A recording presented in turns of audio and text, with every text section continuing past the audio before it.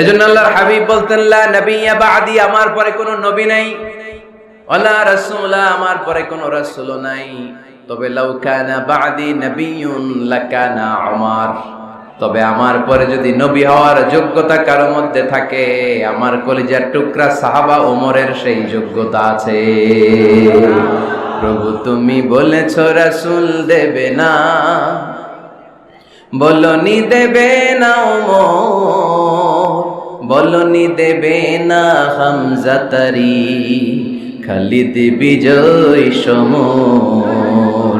প্রভু তুমি বলেছ রাসূল দেবে না, বলনি দেবে না ওমর, বলনি দেবে না হামজা তারি, খালিদ বিজয় সমর। প্রভু তুমি বলেছ রাসূল দেবে না, ঠিক কি না?